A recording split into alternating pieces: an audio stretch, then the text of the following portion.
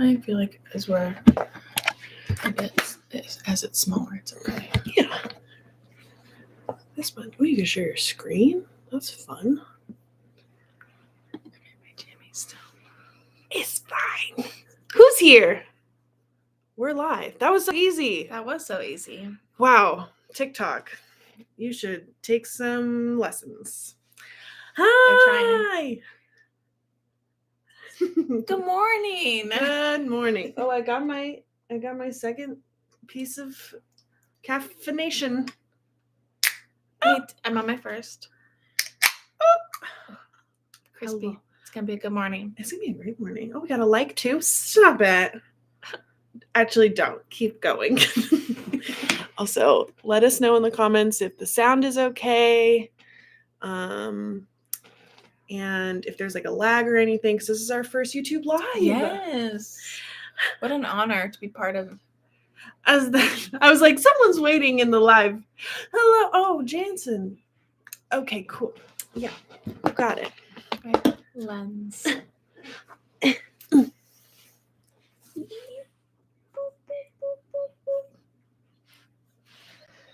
I do have a screen cover on my laptop, so that also might make it look a little foggy. Gotcha. A little That's better. foggy.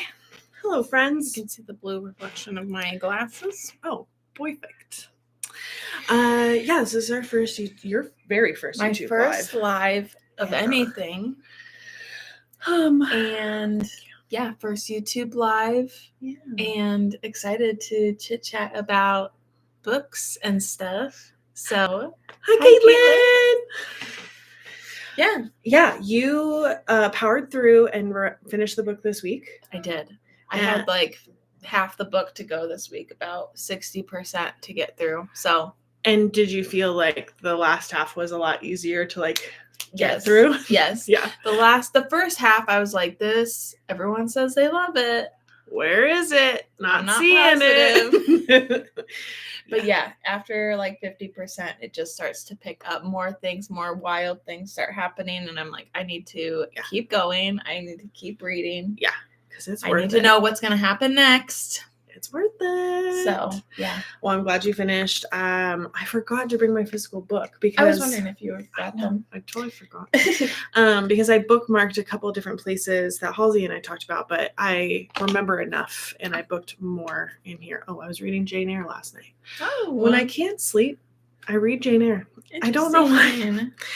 Evidently, I just want to be miserable before I fall asleep. Her story is very sad. I've never read it. It's very sad. Yeah. It does have a happy ending, but in a melancholy way. Yeah.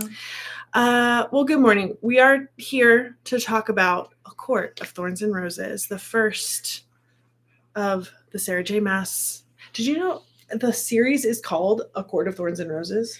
That's what I was confused about because people have referred to it as that, but I was just like, isn't that the title of the first book? It's so confusing. I wish she would have done like either simplified, just said A Court of series, or named it like Prythian, like something that encompasses everything. Because are her other series that way?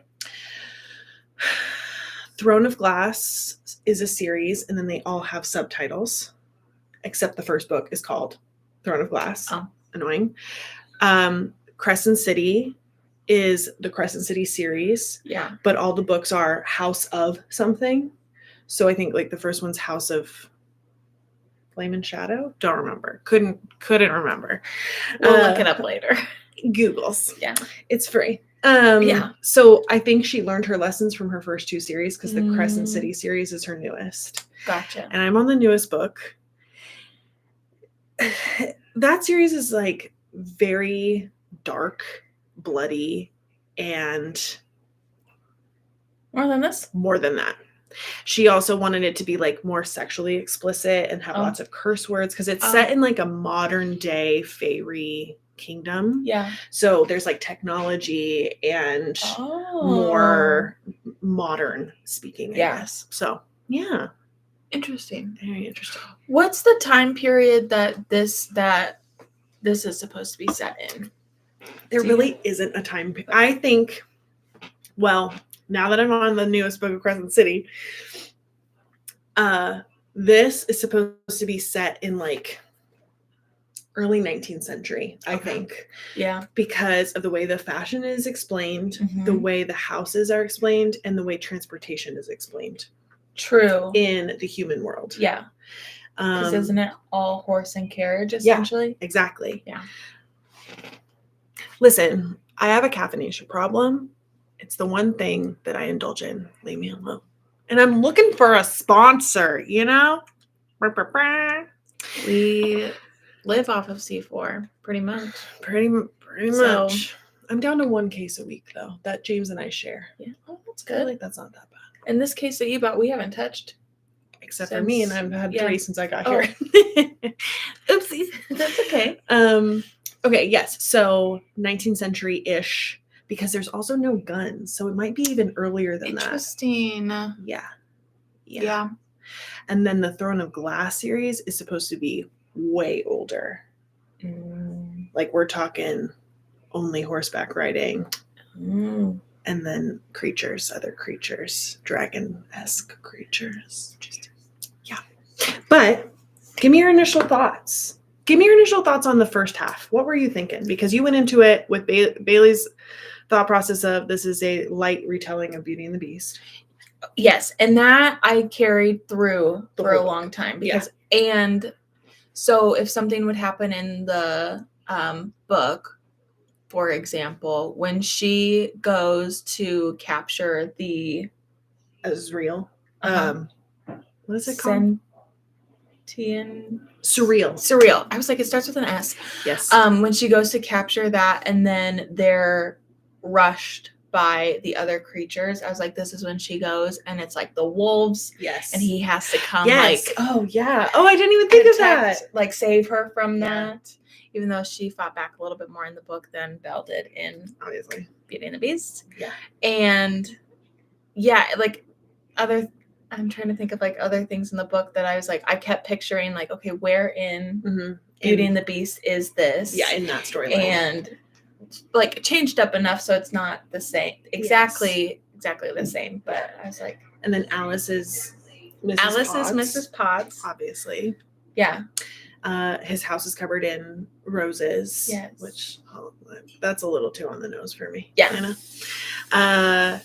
I didn't even put that together that's the wolf scene though. That's hilarious because I also think that's probably around the same time that she starts to like him a little bit. And her opinion of him starts to change because he comes in a dashing hero. And there's one dinner where she like puts on the dress for the first time and goes down and then it's just the two of them for dinner. And I was like, this is the gold dress moment. And yeah, exactly. So I liked comparing it a little bit though to Beauty and the Beast. I do too. It was smart of her for that book to like kind of make a merging of something people knew already and understood so they can kind of place her in this world of fiction and fantasy. Yeah. Also, hot topic. She met with Margot Robbie this week. I know. Because the filming, so a bunch of her books are in talks of becoming something, right? Yeah.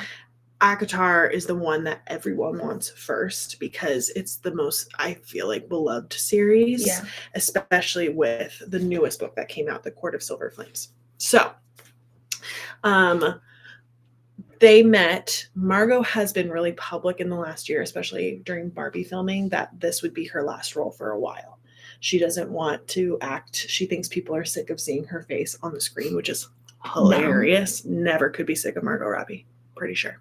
But she really wants to get into producing, directing. So a huge part of the community wants her to produce it, but the other half of that community really wants it to be an animated series.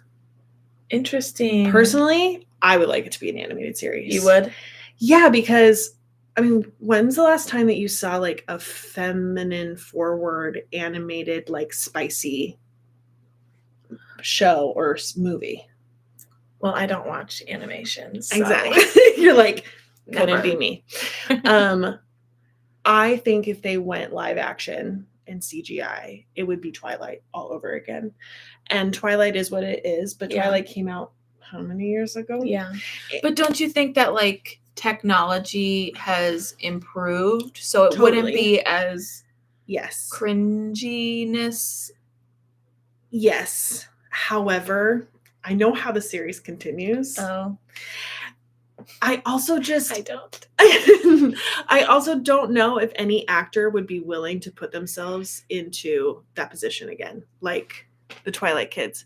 Kaitlyn said, I think we won't be happy with the actors they choose. 100%. Yes. Yeah. I don't think everyone. Okay, so Tumblr. Do you have like in your head people that or like actors that you could see fit? I haven't thought about it that much to like put real people in. What's funny is, so you were picturing the Beast as the Beast. Yes, I did think of him as an actual like beast form, but I pictured him as the humanoid Beast when he transitions at the end of the movie. That is like, I think he's the hottest prince in Disney. Like he's gorgeous, and he's got the hair. And that Beast is more fair and blondish, which Tamlin is supposed to be. Yeah. So I picture him in like an animated form already. Interesting. Reand, I mean like Henry Cavill, but like I have too much opinion of Henry Cavill's like day-to-day life that I would only just see him. I wouldn't be able to see Reand. Yeah.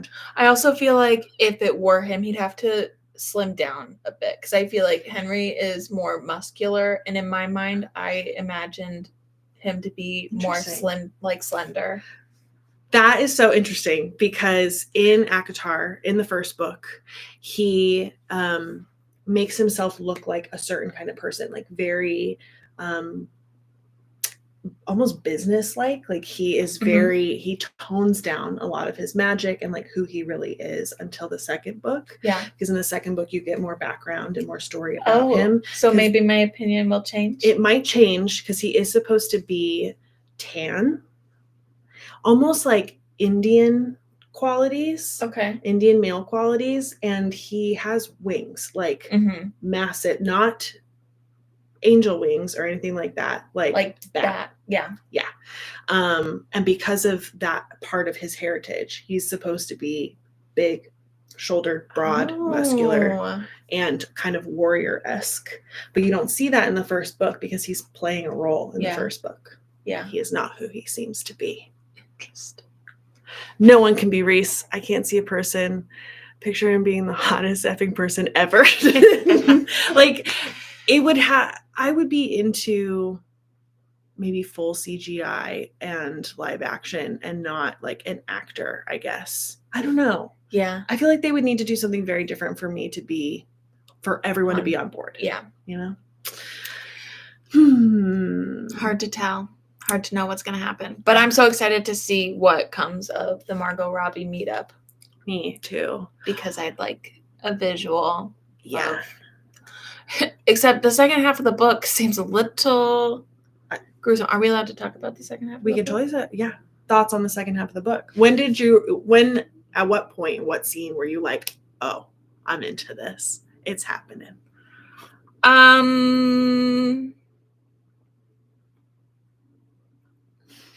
mean, the spiciness was nice. Isn't the spiciness nice? It's not too much. It gets more. Well, in the first book, it's I thought it was going to be more than what it was. Yes. So it was more tame than I was expecting. But I liked how their relationship took a little bit of time. Yes. And you could kind of feel the tension of the build-up. Absolutely. Everything. And I feel like when he sent her away, I was like, what? I still have half the book left. Yeah. What is supposed to happen? Yeah. And so at that point, I was like, I need to keep reading because I need to figure out why. And then she goes home and it's like nothing ever happened until she figures out that her other sister knew the whole time. Yep. But yeah, so I feel like at that point, kind of the 50% mark, I was like, I have to keep. Yeah. I can't stop.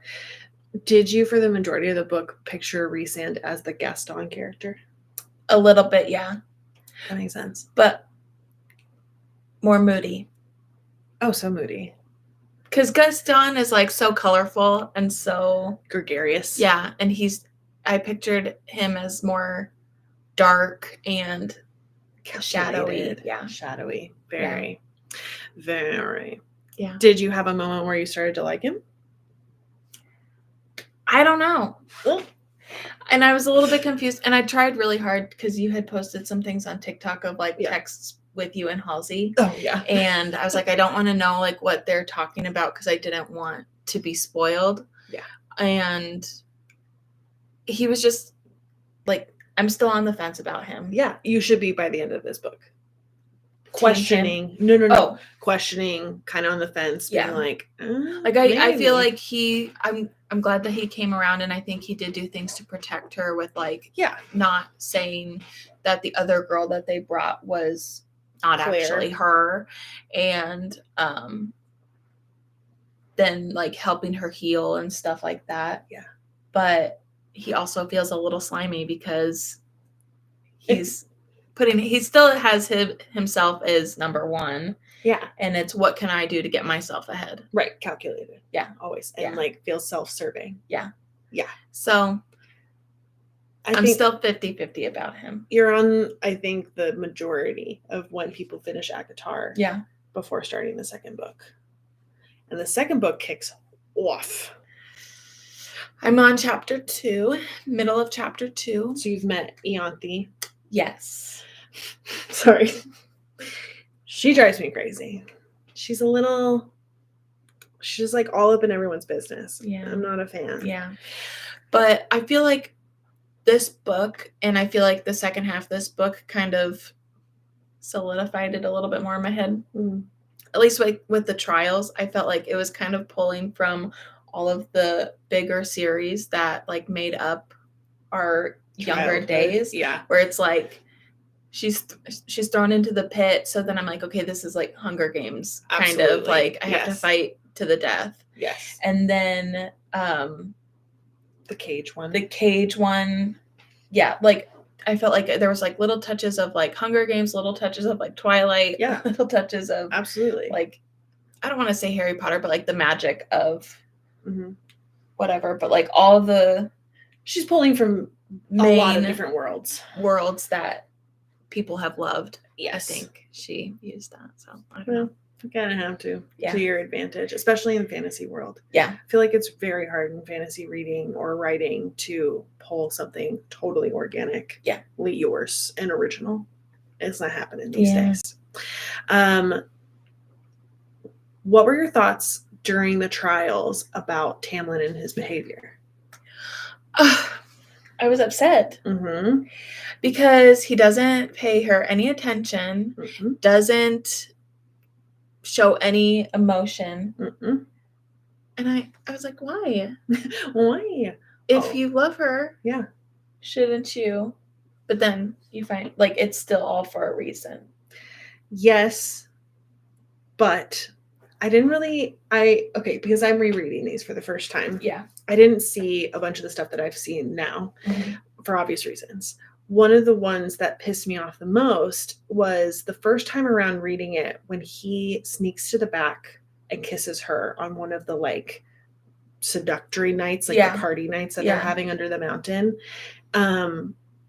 He uses that moment, the first moment that he has alone with her that no one is watching, to just make out with her. Yeah. Instead of like, I don't know, hey, here's getting out of there. Or explain more. I feel like say like, here's why I'm doing what I'm doing. Yes. Here's a sign that you and I can share. Right. I feel like they should have had some like signal. Sign. Yeah, signal of like, I love you. Yes. I'm hoping you do okay. Yes, exactly. I just felt like that was super self-serving and a waste of time and precious time that they didn't have. And I don't know. I'm interested to see once you get more, like probably 5 chapters into A Court of Mist and Fury.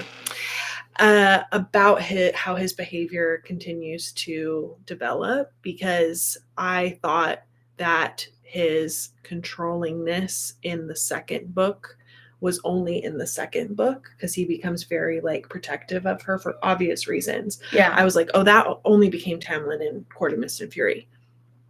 There are moments in ACOTAR that I didn't notice before where he uses like physical restriction and control over her to have like some kind of, it's like a possession thing. Yeah. And I noticed more red threads of it in ACOTAR this time around. Like one of the first times they start to like develop their physical relationship, he holds her by the throat and like restrains her. Yeah. And is very like, you're mine, possession-y kind of stuff, which is very beast oriented. Yeah. But it felt yuckier this time around, that I could see little peeks into his actual behavior with her that made me feel a little yucky. Yeah. A little yucky. I think I have one thing pinned. We're at 20 minutes. That's good. We can wrap it up soon. I'm excited to keep reading, though. I'm excited. I need to catch up to you and Halsey, because you guys are both flying through the series. The second book, you, I think, devour. Kaitlyn, you're never talking too much. Please keep talking. Share your thoughts. Please. Because Kaitlyn has read all of them. She's a huge I wanted to ask. Fan. Yeah. I was like, I didn't want to spoil anything. Or no, she's read I also them all. feel like these have been out for a little bit. So, like, yes, we're past the point of spoilers. Not being able to talk about it. Yeah. Yeah, no. People are in the know. Yeah. Yeah, I think that's why I really wanted to read these this spring too, because I knew that there were going to be more talks about the movies potentially being put into production. Yeah. Because she had said and announced that she was writing the scripts 5 years ago. Really? Isn't that crazy? Sure. And announced that she had the partnership with Hulu. We're talking about Sarah J. Maas, by the way, the author. She had announced that she had the Hulu deal and was working on the scripts for the first 2 books 5 years ago. Oh, whoa. Yeah. Like pre-pandemic Lovato. And then we've just had to be waiting ever since. As per usual. Do you remember I don't remember which podcast episode this was, but we were in Book Clurb. Okay. And I said that the worlds come together at some point, and like for like her other series. Yes. And we don't know when, we don't know how, we don't know why. I used that as a talking point with my with someone at work when we were talking about the book. I was like, did you know? Hot topics. Yeah. Yes. The 3rd book of Crescent City. Mm-hmm. It's starting to happen. Ooh. Starting to happen. And Tiffany Shaw. Oh, that's what we were talking about earlier. Yes. Yeah. We don't want it to Twilightize the series. Yeah. It would make me so sad, because I love Twilight with all my heart. Also, just thinking too, because we read The Ballad of Songbirds and Snakes and then watched the movie. Don't. The book is very dark, and there's a lot of gruesome things that happen in the book, and then because the movie was PG-13, they had to take a lot of that out. Yeah. I feel like knocked the table. I feel like they'd be doing this a disservice if it's PG-13. Oh my god, no. See, that's the thing. It needs to be R. Dark. It has to be R. Between how I already know that the books progress sexually. Oh. She gets spicier. And thank you, SJM, for making it so spicy. Yeah, get ready. Ooh, Game of Thrones status. Yeah. Do you think it would be a series versus a movie? I hope it's a show. Yeah. Because you could fit more into it. And it would require unknown actors. the thing about a movie is you need big ticket, big names, and then it just becomes the same fucking thing. Sorry. That like all the other movies are about, right? Yeah. I loved Hunger Games and Twilight because back then they were unknowns. Like she kind of has to do that. She kind of has to like famousize whole new people and bring them and just cast based on what they should really look like and be like instead of the name. And I don't think that can happen unless it's a show. Yeah. But Tiffany, I'm thinking it would be a great animated series. Could you imagine a spicy cartoon? A spicy cartoon? Ooh, I love it. Okay, I was going to bring up my book and it has to download. Ugh. So dumb. To talk about where they overlap? No. I can't talk about where they overlap. Oh. Too many spoilers. It would give way too many spoilers away because so much hasn't happened yet. But someday we will talk about all of the connections. I'm excited. I am too. Do you have a favorite character so far in the Court series? Do you have a favorite character? Favorite woman, favorite man so far? Or creature? I mean, I feel like I'm just main character people. Yeah. I do like them. Yeah. Feyre. I don't know. I like Alice though too. I feel like she has a sad background. So Tiffany said book number 2 is her fave. Wait, has everyone in the chat read all the books? Am I the only one? Is she the only one left out? Cassian and Moore. Oh, I love Moore. You haven't met Moore yet. That's okay. Or Cassian. Book 3. Oh man. Get ready. I don't know if anyone in the chat follows Brittany Bronsky, who's the TikToker I showed you to make Halsey say yes to the books. It's okay. It's okay. I didn't ruin anything for you. All we said was names. Yeah. Brittany Bronsky was crying while reading the 3rd book because it is. Oh no. It is the most emotional. No, it's not. For me, it's not the most emotional of all the books, but at the time, it will break you. It's so intense. In terms of story building, book number 2 is one of my faves. Okay. Because the whole series changes in book 2 for the better, I think. Yeah. And you have more of a grasp on like the world that Sarah J. Maas is trying to build and not necessarily like only Tamlin's manor. Yeah. Because I feel like the entire first book is just in that manor. Yeah. And around it. Yeah. Meh. I just can't fathom where it goes. I know. You really can't. Just know you're in for a wild ride. It's gonna be great. I'm excited. Tiffany, I heard Cassian is bae already. You're good. Okay. Hey, thanks for hanging out with us. Can we get some like hearts and emojis and reactions if you liked this? Oh. So cute. So cute.